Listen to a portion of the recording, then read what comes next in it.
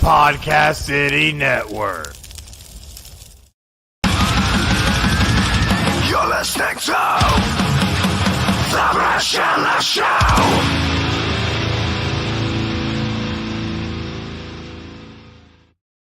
Hey, what's going on, everyone? Welcome back to another episode of The Brad Chandler Show. Please make sure to follow me on Twitter. That's twitter.com/Brad Chandler Show. And also make sure to check out my new website. Actually, by the time you listen to this on Spotify or Apple or any of the podcast places, it won't really be new. But yeah, make sure to check out the website, www.bradchandlershow.com. With me today, I have a really good friend of mine. He's one of my ex-drummers. We played in a band together. We had a lot of fun. We hated each other. We talk shit to each other all the time. I have Mr. Melvin Rivera. How are we doing today, buddy? I am doing good, man. I'm here alive. I'm thankful. Yeah, dude. So one of the last times that you and I actually talked on a more frequent basis, I found out that you ended up actually having a fire that you actually ended up losing a lot of stuff in that, and you lost your drum kit. So, like, how you doing, man? Well, I mean, since then, it's been a battle for sure, but I mean, everything is good. I was thankful that my kids are all right, and yeah, I lost almost everything, but you can always get those things back. Can't get back live, so. Yeah, thankfully, you and your kids, I know how much you love your kids. Of course. Being in a band with you, being friends with you and everything, your kids are your number one. And one of the things that you ended up losing in that fire that I found out about really, really sucked. And you lost your drum kit. Now, how long ago was this? I think it's almost 2 years now. Wow, it's been that long since you and I talked on a frequent basis, huh? Yeah. Life changes. Yeah, life. But it's real good to see you, dude. I forget how funny you can be. Like, we talked a little bit before we started the recording here, and damn, dude, talking to you about some of the shit that we were talking about, it brings back memories. And like us doing the No Doubt cover and composing Top Secrets and shit like that. Us being the brand new members in the band and whatnot. And we had a ton of fun in that band. It was a good time. It was good times. And I have to admit, man, like the last few bands that I've been in, like with you and Dustin, having you two as drummers is like an incredible thing. It's like you have these great musicians behind the drum kit, and you guys just make out the sound, the sound of the band fuller. And man, I'm really upset to hear that you don't have a drum kit, bro. And I hope someday soon we can hear you behind a kit. But we don't really want to keep on a somber note here. We want to try and keep this more on a positive note. So I brought you on, obviously, because you're one of my ex-bandmates. You're a great musician. You're a great person.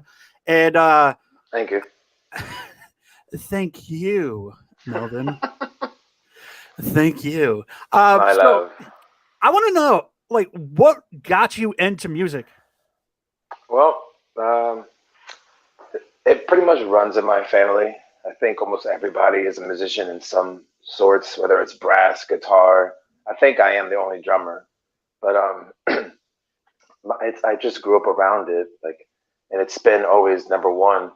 And my father wanted me to play trumpet, and I could definitely see you playing the trumpet out of your ass. Yeah.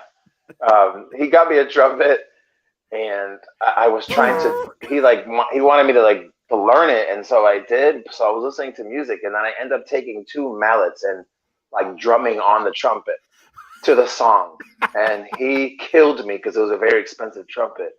Oh my God, I'll never forget his face. He was pissed. But after that day, he's like, I think we got a drummer. And so he got me a drum set, and that was all she wrote. I never looked back. What ended up getting you into the music that you play? Because, I mean, you play... yeah. Most of the music that you play is metal and stuff. And, you're you're a lot better than I actually before you and I actually played in Composing the Apocalypse. I didn't expect what we got. Really? I Yeah, guess you didn't know too much about me though. that's exactly it. I didn't really know you. I mean, like I knew Chad. I knew that you played with Chad and stuff like that, but I never listened to the music. And at the point in time, you were in We Are Nothing as well, and I was going through that phase where Pat and I were just like we didn't like each other, Yeah, and rekindling. no, we weren't rekindling. We were still hating each other. We didn't start rekindling until I joined Composing the Apocalypse. But he was in the band, so I didn't listen to him. I didn't listen to you guys. I was like, Pat's in that band. Fuck you. You guys suck. You know. I remember the first time. I remember the first time I saw Dustin. I want to say it was a Rockstar Mayhem Fest or whatever, and he was wearing a We Are Nothing shirt, and I was like, huh, "What a douchebag! Who wears their own band's T-shirt?" But back to you, man. I didn't realize, how good you were, and I want to know, like, how, like, what type of music did you grow up on, to like get the inspiration to play the way that you play? So okay, so all right. One thing is this just audio or is it video? Oh, you're live, bro. Your video. Everybody can see you right now. Oh, but I can't see nobody. Nah, you could just see me. Well, you've been frozen for the past. That's why I'm wondering if it was just audio. Nope. Okay. All right. Cool. I'm moving. All right. I'm here. All right. People see you on YouTube, and you're live on Facebook right now. You had a couple people watching so far, so. All right. So I started off sort of Latin jazz because that's what my father listened to and wanted me to try playing. And, as that went going, it just wasn't my type of music. So then I think the first band I heard was 311. And so that's why I'm so, pro 311. So I learned a lot of like the funk, and then I had the jazz, and then, pop punk and punk came in. But I realized that like in that music, it really only takes a certain type of drumming. And it was like frowned upon if you try to bring another sound into that type of music. So I'm like, all right, well, within genres, you kind of sound the same, and I wanted to broaden my skills. So I started going to little heavier things at the time, like Korn and Rage and shit like that. And then it wasn't until I was like maybe 16, 17. A friend of mine, Jason, brought to me Misery Signals and Unearth. And those were like, so those were like the first heavy, with the double foot pedal, drops. It took a little bit. Anybody who knows Melvin knows that Melvin's all about them drops. Yes, sir. Yes, sir. Gotta bang them heads, you know what I mean? You gotta drop them heads. You gotta make people want to move, you know what I mean? Like, right. And I know how to make them move. So I started realizing I had that. So I started realizing there was a whole nother world, in the metalcore. And I'm like, man, this shit just sounds amazing. Like the music part. It took a while to get over the screaming, because I have never heard that before at that time, but I realized how nasty you have to be to play that music. And I was like, man, I don't, you know what? Holy shit. No. Okay, I was at an Expo concert actually to see Taproot and Gargantuan Soul. Funny that we were talking about that. Right. This is at the Expo a long time ago. Okay. And we're tailgating, and I hear this music, and I didn't know what it was. And it was ABR, August Burns Red. And I heard this drummer, come into their speakers, and I'm looking at my friends, I'm like, bro, do you hear that? And they're like, I think so, because we were all drinking, tailgating. And I went over to these people's car. I don't even know who they were. But I'm like, dude, who is that? And they're like, dude, it's August Burns Red. They just came out. And I'm like, bro, that is the most amazingest music and drummer I've ever heard in my life. And after that is really when I dove into the metalcore, and I got me a double foot pedal, and Like, and that after that, it was all she wrote. And then I brought all the elements that I learned before, such as funk and and rock and jazz and even hip hop beats and that type of element. I brought all that into the metal, and uh, and that was all she wrote. Like after pretty much ABR and listening to that drummer, it inspired me to like. I mean, I never thought I would be able to play along with them, and then years later, I definitely am able to play around with ABR and shit like that. Yeah. So, what was like the first band that you actually like played with? Because I know like a lot of people that know you and whatnot. You played a lot with Chad. The beginning, yeah. So and usually when you're talking about Chad, Melvin's somewhere around that. Talking about that, I had Chad on a few episodes ago as well, and I don't know if you watched that. I'll have to show you that if you didn't. But your face was the background. Wait, did Chad do that? No, I did it because I was because Chad's a funny dude. He's always about pulling pranks and being funny and whatnot. And I was like gonna have like this death metal like logo in the background of like or with like a dead fetus or some shit like that. And I was like, this doesn't fit Chad at all. This, I was like, what would Chad be laughing at when he fucking like comes into the chat room or into the video and starts streaming? I know. I'm gonna go through Melvin's page on Facebook and I'm gonna pull a picture out and I'm gonna post it as the background. And lo and behold, I did that. And as soon as Chad came in, he almost died. I'll have to shoot you. I'll have to shoot you the link to that one. Please, I would like to see that. But what was your first band? Now, as first band, as far as going out and playing live shows, or first band where I join other people and play together? Well, let's start with a band that you joined people and played together, and then we'll talk about the first band you were in where you went out and started playing shows. All right. Well, I believe my first band was with. Well, the funny thing is we really didn't have a name, but we were together. It was me, a friend of mine, Blaine, who actually was in Professor Cass in the beginning. Another friend, Devin, and we were just doing covers. We did some No Doubt, we did some Blink, we did some New Found Glory. We were just trying to we were young. We were like 14, 15.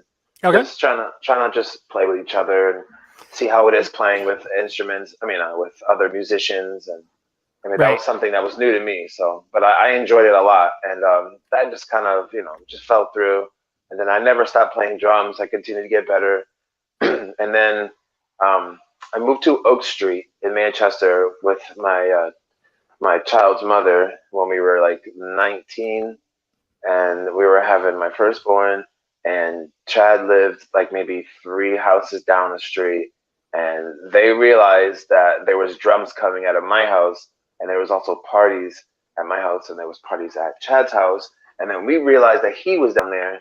And finally, I forgot who it was. It was a mutual friend who came to my house and was like, yo, my boy down the street has drums, speakers, guitars. They love your type of music, yada, yada, yada. And I'm like, okay, sign me up. I mean, let me just go meet him. So we went there. And after that day, I mean, it was all she wrote. Like me and Chad kicked it off and I met everybody. And then we just had like block parties going between houses from mine to Chad's. And then they heard me drumming and then we were just like, let's do a freaking band. And then that was it. I didn't really have much bands between. I didn't really play with, actually, you know what? I'm sorry. I did play with a couple bands. There was this one band that they were really radio rock friendly band.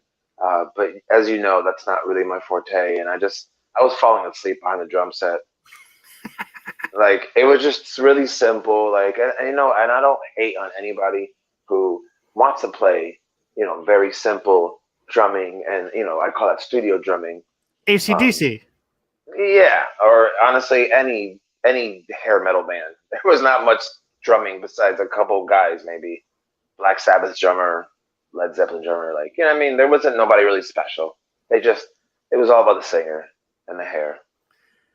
Yeah, so we got that as it was your first band, like where you were playing with actual people and whatnot. Now, what was the first band that you had where you went out and you were playing shows on a regular basis. That was with Chad, Professor Chaos. Yeah. And Chad actually ended up telling me that you did not like the name Professor Chaos. I didn't know. And what was the reason for it? Um, Just because it was too much of a joke, or you wanted something a little bit more serious? Well, the thing for me was I saw what type of musicians I was playing with, and I thought we were all really good and tight, and I thought we were playing some pretty gnarly shit. So I mean, I know we were all jokesters, and we were all loved to have a good time. And at that time, we were drunk all the time and playing shows, and we had just so much fun. I mean, obviously we did put a lot of work. I mean, we were practicing every single night, 7 days a week. Well, maybe like 6 days a week. But we were. It's like half joke, half very serious. But the name Professor Chaos, it sounded just like too blatant, I guess, or just I don't know. I just didn't really care for the name. I mean, I really didn't care anyways. I just wanted to go and play in front of people and showcase my skills and just I loved playing live music. I loved playing in front of people. I loved watching people like bob their head once I changed the beat to a more droppy, you know what I mean? Or like something that we created or I just wanted to do that. So I didn't really give much problems with that. I'm a pretty passive person.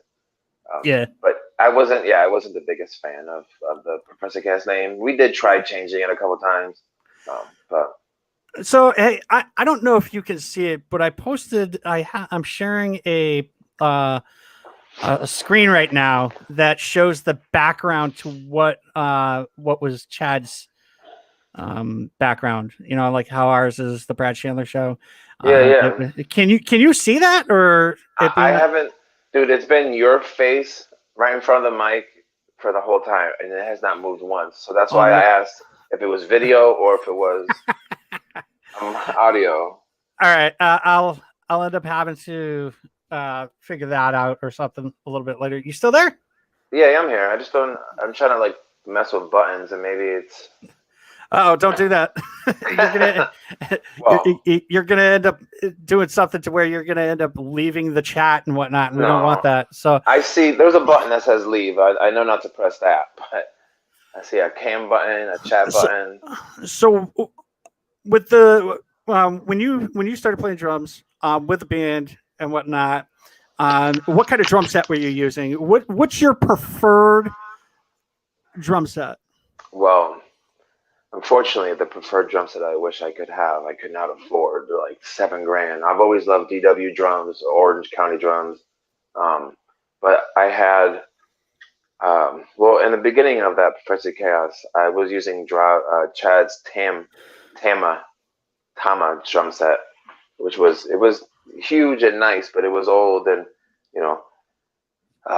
and then my cousin blessed me with that orange pearl drum set that you obviously are familiar with. Me sing, yeah.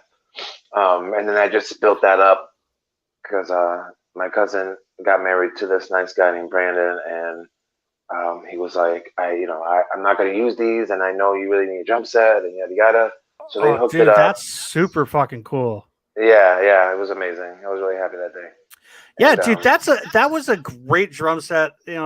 Anytime I saw you like any pictures or whatever, that was the kit that I remember you from. Yeah, yep, it was my favorite one. I had that built up perfectly, man. I've had my drum set up many different ways over the time, but that one I felt like it was just set up perfect for every type of style of drumming, whether it was speed, whether it was technical. I could do everything on that. So I just ended up building that one up, and it was at where I loved. It was really sad to let that go, but it is what it is. No, it's not like you really let it go, and hopefully we, at some point we can get you behind another drum kit, where you're jamming at least, not even if it's not with another band or whatever. Mm-hmm. The fact that you haven't had a drum kit in 2 years, it kind of sucks. I miss it bad. Oh, I'm sure you do, man. It was a huge stress reliever for me. Yeah, no, I definitely understand. Like, I remember when I learned how to play drums, it's not really like I actually learned how to play drums. I'm one of those studio drummers type people, like I could play a basic 4/4 beat, but I'm not going to be able to sit there and like double bass all the way through and whatnot. But when I learned how to do it, it was for me to learn how to get relieve my stress, my anger, and stuff like that. So I definitely understand where you're coming from in that situation. And like I said, I really hope that you end up getting a drum set real soon. One day. I mean, I'm working to a trade right now, so hopefully one day things won't be so bad. Yeah, hey, I'm just going to make a quick shout out here. If we know anybody out there that's listening to this episode right now, that knows anybody that can give a good drummer a great drum set at a decent price, or even if it's something like trading or something like that, give me a DM on Twitter.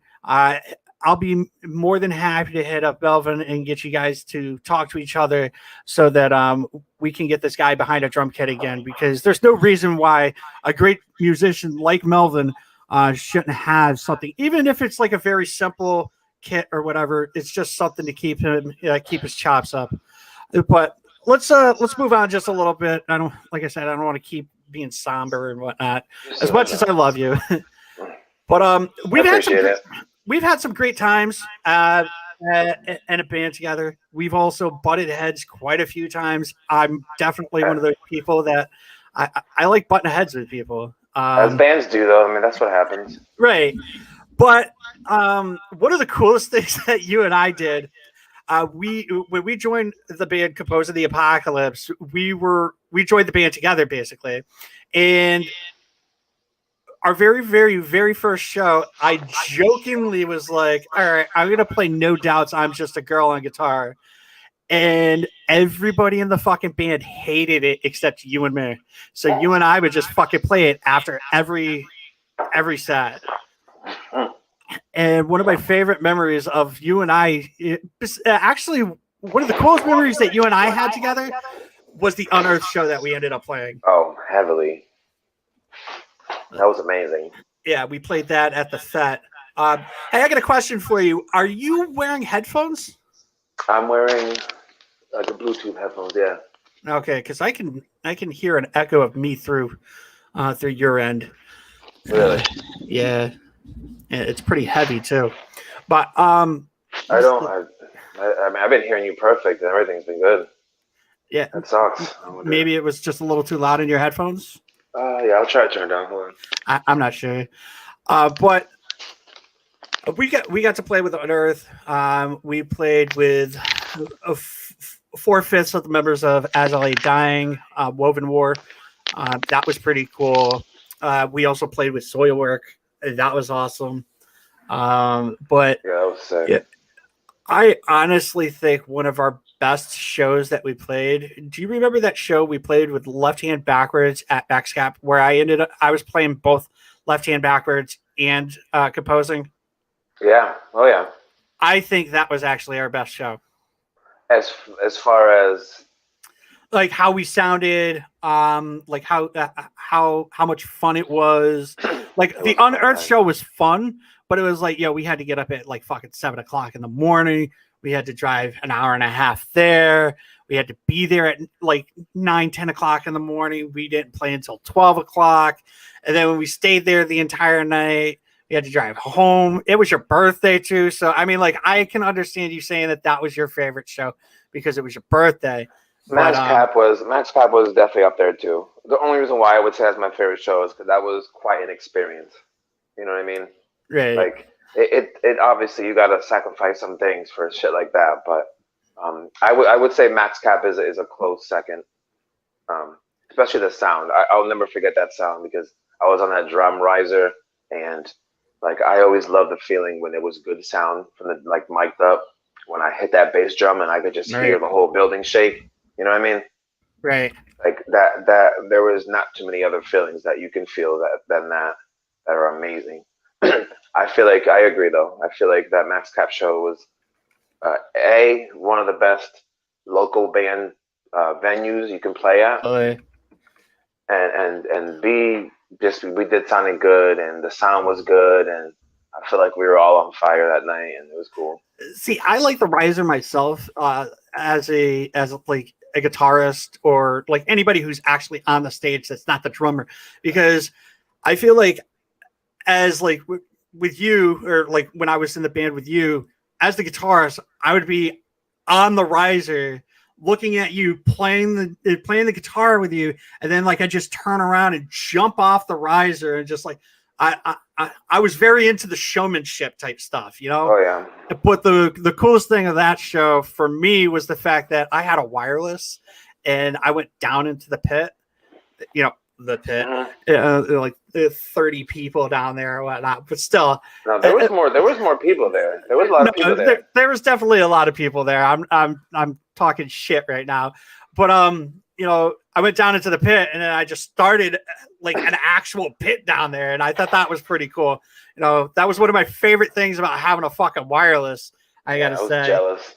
Yeah, I was jealous that I was stuck behind the drum set while you guys all left. I used to hate that. But fucking Tanner and myself would just walk around doing whatever we wanted to, and like, oh my God. you are douche nugget for a vocalist, and Steve would end up doing whatever we wanted while you're stuck behind the drum. Yeah, and that's when I had to start learning how to do like flip tricks and do some more, because I was like, damn man, they're having so much fun. Right? Yeah, like I know, man. I remember at practices, you would come over and practice on a regular basis, like slamming your stick down on the snare, having it pop up like 3.5, 4 feet up in the air, and then you'd catch it just in time to like you would keep time too. Yeah. You know? So it was hard. No shit, man. Yeah, being a drummer in general, like you have to have all 4 of your limbs moving at the same time. I'll actually have to shoot you a message on Facebook of this band that you got to check out. I had, I believe his name's Anthony, and I'm sorry that I don't remember your name right now, but I had this drummer on. He was from Australia. His band's called Idle Ruins, and he is the drummer of the band, and he's also the lead vocalist. That's cute. I'm sorry? That's cute. That's cute. Yeah, so that ended up actually taking like getting my attention. And when I found that out, I started listening to them and whatnot. And they're super, super fucking thrashy, really good band. I'll shoot you their Bandcamp information so you can take a listen to them. Really cool. It's really cool. You don't see too many drummers that are like the actual vocalist of the band. I mean, one of the bands that I remember, and this will probably show my age, is the drummer from the Eagles. He was the lead vocalist. And Atreyu. The vocalist from Atreyu was the lead vocalist, the drummer. The singer, yeah, he was a singer. The other guy was a screamer, but he would sing everything. I'm just talking about the actual, like, the lead vocalist. You know, that's like he did all the vocals. Yeah. So, from Autumn to Ashes, Funeral for a Friend. Seven Dust, Morgan, I think it's Morgan Rose, right? I think he does, he does vocals as well. But I'm talking about where, like, this guy is he's the vocalist. Like, he's singing the entire song. I get what you're saying. So you don't typically hear drummers being the actual lead vocalist. There's a band from Suffield that had their drummer was the vocalist, and then he finally said, "You know what? Fuck this. I'm going to be the front man. And, if I'm going to be the front man, I'm going to be the fucking front man." So that was cool. But back to you. One of the bands that you are really, really into, and I found it weird because of the music that we played together. We were in a metal band, and we were. It was metal-ish. I call it cute metal. Yeah, we were in cute metal. You're really into Paramore. Yes, I love Paramore. What got you into them? Well, for one, the singer is beautiful. And that was a big reason, but she, so going back to where I said how I used to love pop punk and punk. Well, they obviously weren't out back then when I was just listening to pop punk, but Right. um, their style. I mean, they also didn't do anything extraordinary. You know what I mean? They're all pretty good instruments. I mean, musicians. Um, she does have an amazing voice, and I guess they just did it better than other pop punk bands. Like they actually had more style in the riffs. The drummer wasn't amazing, but he definitely changed it. You know what I mean? A lot of bands modeled their music after them, pop punk bands. Um, and I've always loved pop punk. You know what I mean? I always loved the harmony. I always loved the screamo. You know, and then obviously I love metal and metalcore. Um, so I mean, they just had a really good style, a lot of good elements. They were good at writing songs. They were catchy, but they were also fun. And so, I mean, that's pretty much it. I mean, there's nothing really extraordinary about them, but they make good songs, and it was fun to play along. And just my daughter loved them. Well, that's all. That's something to like take into consideration. You know, your kids like listening to a certain band, and then their dad like actually learns the music and Hmm. whatnot. That's pretty. That's pretty damn cool, if you ask me. What? So I'm gonna get back to you playing in bands and whatnot. Now, you were doing Professor Chaos, and then the guys from We Are Nothing came along, and they were like, "Hey, our drummer Dustin, he's getting ready to have a kid. He's going to be stepping away, and we need a drummer." Hmm. How did that end up? Like, How that what happened? like? Well, we know how it happened because I basically just said it. But like, how did you Well, feel? I'm sorry. Was there more to it? I mean, obviously, you know that I went into the band, but the specifics about it was, um, we were, and it was funny how Professor Chaos ended. Um, I was working for this restaurant, and we worked at the Big E, and so I was there 24 hours a day. You know what I mean? Like I couldn't do anything, and we were actually zooming. We had a lot of shows. Uh, like booked up. We had a New Year's Eve show at this bar. Like we had a bunch of cool shows lined up, and something happened between. I wasn't there. I was at work, and something I didn't see them for like a week because, like I said, I was there all day, every day, and we all knew we had to do in the Biggie. Um, we knew that that month we were just couldn't really do anything. We made a bunch of money, but it was just what I mean. It was just so crazy. So I wasn't able to go be with the band. Something happened between them, and all of a sudden I hear that we're breaking up or they're not getting along or some shit happened. So I found myself like, damn, you know what I mean? I I was so excited to play a bunch of shows, and we were actually we were really meshing with each other, and we were having so much fun. So that went down. Pause. Then we came back as a four piece. Then something happened in the middle to where people were like unsure if they want to play. And so I'm like, well, I've been practicing my ass off. I want to keep playing. I need to be in a band. I'm not going to wait for you guys to, you know what I mean? Like, I want to keep going. And Right. people just, they have their own lives. And I get that. Like, I'm not going to, you know what I mean? I'm not going to hold it against anybody because you do what you want to do. You do what makes you happy. Right. Right. So I'm going to go ahead and just go with another band. And like you just said with Dustin, I saw that they recently there was a couple other bands that asked me, but I didn't know which style of music I wanted to play, and I thought that maybe we could make some cool music together with We Are Nothing. So I went to there, and it just wasn't like a try to explain it. It wasn't like they asked me type of thing. Well, they did, but it wasn't. You know what I mean? I try to find the right words to explain how that happened because it wasn't just like, "Hey, Melvin, you want to play with us?" It was, it Hey, was like Melvin, you're playing this show with us. you know what I mean? Like, do you want to play with us? It was more like, um, We are have a you couple guys? shows booked or whatever. Yeah, and it was like, well, I'm still with this band and I want to play with them, but right now they're not like, or one of them is just not down with it, and he's doing his own thing. Plus, he was going through his own shit in life, just like we all do. Um, Right. so it was like at first it was like a like a sub. I guess you could say like I'm subbing in. Yeah. I got you. And then it got to be like, okay, we're meshing really well. I learned your music pretty fast. Let's start playing. And then, you know, then it was just more of a permanent thing. And then that ended quick. So it was basically like, hey, we need you to fill in, yada yada yada, and you were supposed to be a fill in for like a show or whatever, and A you few ended up, shows. yeah, and then you just ended up taking over the helms of being the drummer. So that's actually funny because of the fact that like I know you, I know Pat, I know Adam, I know Dustin. I've also been in a band with all of you too, Hmm. and I think it's pretty cool. And you know, I remember hearing Dustin talking about how when you came in and you took over as the drummer, how he was like, "Damn, dude, he was making stuff up," and the song like, "Why didn't I do that?"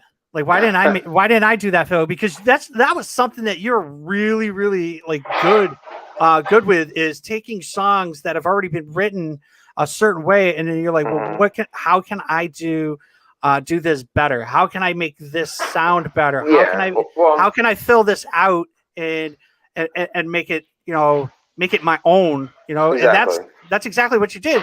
And you did that also with Compose of the Apocalypse. Yeah, And I changed that a lot more in CTA than We Are you Nothing. you definitely changed CTA for the better.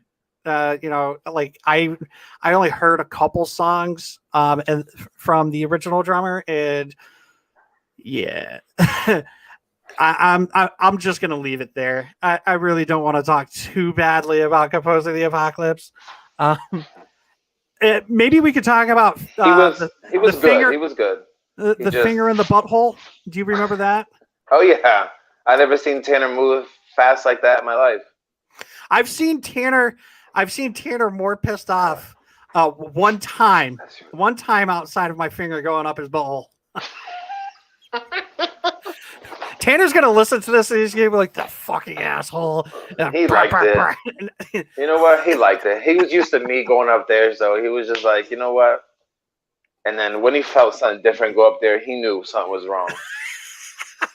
You know, I think the best thing that ever happened to Compose of the Apocalypse was the fact that Lightsbane ended up breaking up because we ended up taking over the helms of being the gayest band in Connecticut. And, like we were pretty fucking like we did a lot of fucked up shit to each other. All day. Like you talk about like a finger in the butthole. That was like just the that just like icing. That's just icing there. There was more. Yes. Yeah, we did a lot of shit like humping each other on stage and stuff like that. Oh man. I remember. Okay, so I don't know if you remember this, but our first show was it Bacon Fest? Yeah, I think it was Bacon Fest. Our first show in the band was Yes. Bacon Fest, and I remember you got up, and there was this fucking wet spot right on your butt crack on your shorts. Mm-hmm. Was I sweating don't. my ass off. You were sweating your ass off, but there was literally like a little a driplet of sweat that came through, and I took a picture of it and I posted it up. I was like, Melvin doing his thing with the jizz, you know. So after after we are Sweaty nothing. mess. After We Are Nothing, after composing the Apocalypse, did you have any other projects that you ended up working on? Well, no, I don't know if you remember, but during a composing or around that area is when I found disc golf. Yes, I And do. I do remember that because we were talking about how much you love dick golf. so one thing, there was always two things in my life. There was always music and sports, and I've always been an athlete, and I always loved sports and extreme sports like skateboarding, snowboarding, rollerblading, shit like that, all that. But I've always loved competing. I'm a competitor. I love the feeling of just battling against another good human being, wherever they are, girl, woman, boy, man. Um, and I just, it's been a long time since I found a sport where like it, it, it took a lot to get good at, and so I started playing, and it took a this girl Carly who asked me to go play, and that was actually the third time I've been asked to play. The first two times I thought it was just a regular frisbee, and I was like, man, that sounds boring. Like I'm all set. Plus, nothing was pulling me away from my drums and playing live. Like you know, what I mean, I was all about it, and I still love my drums and music. But something about it just took over, and I started getting better. I started putting a lot of work into it. So I'll be at band practice, and this is like right after we played that show on Unearth, um, with Unearth and Woven War, and and that was a huge show in my life. You know what I mean? Like that was Okay. the That was biggest. also your birthday. That was on my birthday. On top of it, I mean, it was a dream come true. So I mean, I was riding off that high, but I was also in the middle of disc golf, and I'm like, so I just remember being at practices, and obviously I loved playing with you guys and loved being there, but I just remember just wanting to be outside and get better at the sport that I just learned and that I'm getting pretty good at.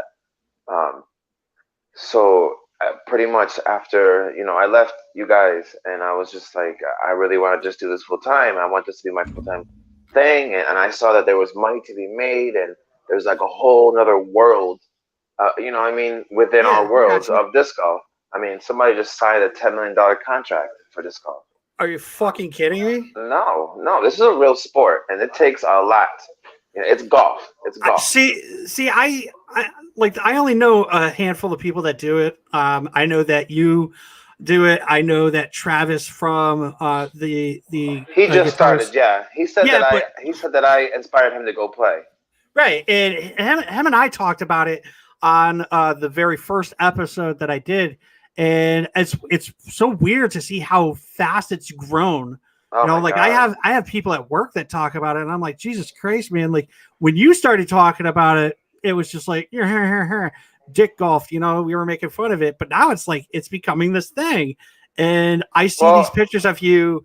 Like I see pictures, I see videos of you post of you mhm. playing dick golf, and it's cool as fuck, dude, that you haven't lost the interest in it. No, no. Like I said, I've always been a competitor. I've always been an athlete. This is something where I can compete at a high level, as high as I could take it, without getting hurt. You know what I mean? Like, Right. and I'm getting older, and obviously I need to work, and I'm a father, and I have to, make sure that I'm not getting hurt. But it's been a long time. I'm on a team. You know what I mean? I haven't been on a team in ages. Um, so I'm on a disc golf team. We travel up and down the East Coast. Not this year because obviously of COVID, but um, it's just been a whole nother world of stuff. And Tyler, um, it's just been a whole nother world, and it's been around since 1990, and it's been big. But I'd say the last 7 years, and especially through COVID, it has blown the f up. I mean, And you could say fuck. well, I got my kids around too, so I'm Oh, still. fair enough. So, But typically, so we end up usually keeping the show around like 40 to 45 minutes, and we got to play the. We're gonna end up playing one of the songs that you did live because we don't have any actual recordings. I do, but they're all lost. I know Chad has some for Well, sure. we'll have to get you and Chad on That'd together be one sick. day. I I'm would down. love to have that. Chad came on. I'm literally going to shoot you over the link to that. So again, Melvin, as always, it's a blast talking to you. I love you, dude. I'm so Love you happy too, that you're man. still doing good. Thank you for having me.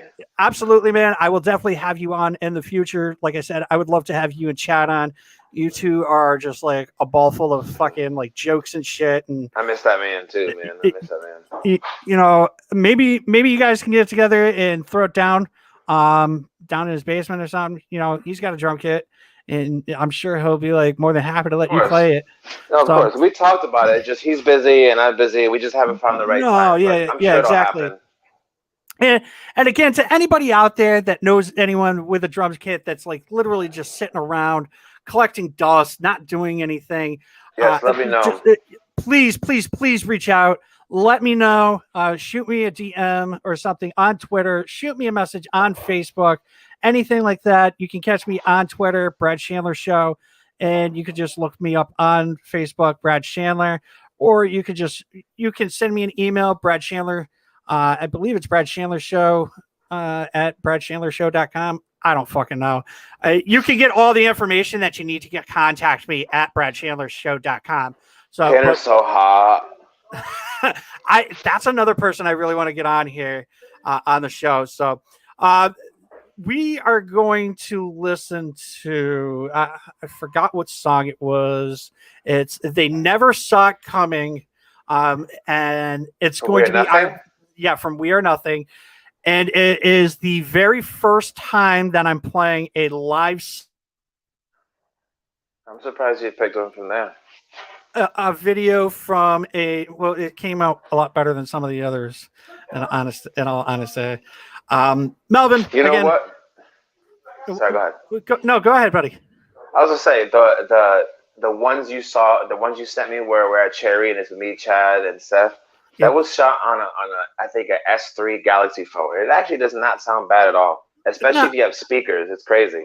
It doesn't, but at this one, this actually shows more of you, and it's the sound quality is not horrendous. Okay. So, Melvin, stay on for a moment. I'm going to play the song, and I want to talk to you just a little bit. Okay. All right. And so, everybody, please enjoy Melvin on drums playing for "We Are Nothing," and he's playing the song "They Never Saw It Coming."